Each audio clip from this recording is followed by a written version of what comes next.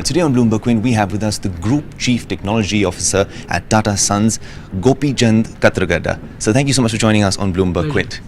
All right, Mr. Katragadda, I'd like to start by asking you, when it comes to innovation at Tata Sons, over the past couple of years, we've seen a spike in the number of patents that you file. We've seen a lot of innovations that have actually been implemented by the group.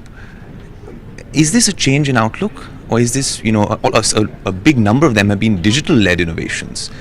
How have things changed over the last couple of years? And also, with having Mr. N. Chandrasekharan at the helm, has that changed considering he is a tech guy? So the increase in patent filings and patent publications that you see today are actually an outcome of work which has happened in the last several years. Right. So the gradual increase in intellectual property generation and protection is a reflection of a change in the understanding which the companies have, which have been driven, of course, by some of the programs that have come out of the group level to educate our teams on intellectual property.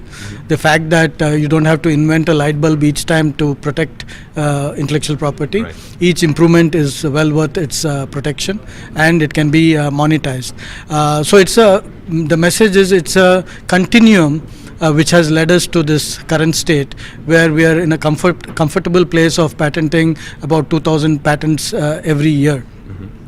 In terms of Mr. Chandra coming into role, he brings in with him deep knowledge of technology. Of course, everybody knows that he comes from the IT world. Yeah. He's got a strong focus on data. But what maybe is less known is that TCS is a company which works on a variety of technology areas, right from biology, the data aspects of biology, to the design aspects of aircraft engines and power turbines. So really his knowledge is much larger than you would expect. Very interesting. Gopi, also, when you talk about 2,000 patents filed every year, obviously the number granted is very different. But as we know, filing so many patents isn't necessarily a sign of more innovation. It's a positive sign. But in terms of the number of them granted, sir, could you give us some sort of a number in terms of what percentage are actually granted and how many of them are implemented? Yeah. So I expect most of those filed will be granted because we are doing the right prior art search and the right kind of background work in order to identify the right areas to patent. So it's not that we patent every idea which comes up.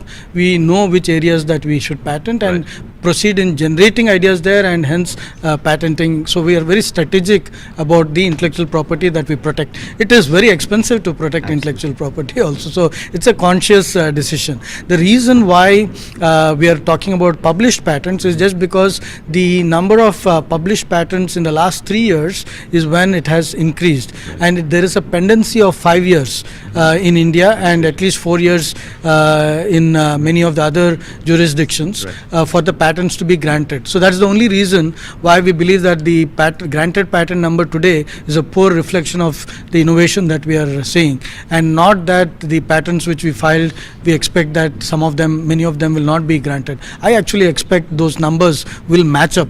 So today I'm filing 2,000 patents every year. 4 years from today, we will be getting 2,000 patents granted every year. And even this number 2,000 has actually doubled over the past few years, you were saying? Yeah, actually 2,000. So in 2016 it was 2,000. In 2015 it was 2,000. The year before that it was 50% lower. But if you add these 3 years, it's more than double the patents, the entire life of our group companies. Also, when it comes to revenue generation from these innovations, what kind of numbers are we looking at? So you earlier asked the question about numbers versus quality. Yes. You have to bootstrap. So you cannot wait for the perfect quality patent and only then patent. Yeah. So you have to get the numbers up. Absolutely. And then you focus on the quality and get the teams used to the idea of intellectual property, used to patenting, protecting what is new and difficult to copy. And then you start looking at how do you monetize. So that is the process we will follow here also, that now that we have the numbers up, now we will start focusing and identifying those patents which we know will create a market differentiation. And also you're talking about the revenue generation from these innovations. Yeah. So when I say market differentiation, I want revenues. I want more than revenues. When you're talking about IP, Right. you want the profits. Right. So for the same revenues, can I get more profits? And what is the number we're looking at from these in the past couple of years? So the ones showcased here at Yes. Innovista is the tip of the iceberg, Right. and those we track to $1 billion revenue. Okay. But that's really the tip of the iceberg. So it's what is below that tip in terms of revenues. It's Yes. very difficult to identify it to an innovation for any company. Right. So what you will see in terms of outcomes is that the quality of income generated will continue to improve. Where we are today to where we need to be on both on the quality of income as well as on positioning ourselves for the future, we have a long way to go. So we have a lot of work to do. Also, Gopi, Tata Click this time last year was something that you worked on very closely as well. It's a very different approach considering what we're seeing in the commerce space. How has that panned out over the past year? And, are we looking at perhaps changing that strategy considering how things are working in the e-commerce space currently in the Indian market? Yeah, I think from a timing standpoint, we were right on. It's the right time to have entered without having spent tons of money Right. on advertisement. We continue to use that strategy to be technically differentiated, leverage our physical presence, and provide value to the customers. We are not based on a discounting model. I think that is important, and in order to provide sustained value to the customer. So as we go forward and over the past year, we've been constantly evolving and thinking about the strategy. So you will see that we are not in one place. We have been moving. Do we have the answer to what will finally succeed? Not yet, but we'll get there. All right, another quick question I wanted to ask you, Gopi, was about, when it comes to technology companies and startups, it's always about that next billion-dollar idea, isn't it? At the Tata Group, you worked on factory safety wearables. We're talking about microbiome technologies as well. What are the key focus areas when it comes to innovation? What is the mandate really? Yeah. So each company, of course, needs to look at their areas, their customers, and identify what is important to them. At the group level, we picked 4 areas. Right. One area being energy. Part of the reason is that energy is important to many of the regions that we work in. It's also important to India. Right. We are looking at more than doubling the generation capacity in India. Right. We have about 300 gigawatts installed today. We need to get to 700 gigawatts. That's 400 gigawatts of energy add for generation. Right. That's $400 billion of revenue. Right. Right. Somebody is going to get that $400 billion of revenue. I would like to Be the first have mover. have a significant part of that. Fair enough. But that is not all. You have to add transmission and distribution, which is another $400 billion of revenue. That's $800 billion of revenues. And I would like for companies in this region to be hungry and eager and innovative to Right. take this. And in doing so, they will prepare themselves for being global first also. So that's our attempt in energy area. So we've looked at fuel cells, we've looked at graphene as an energy efficient material, but that is to lead by example.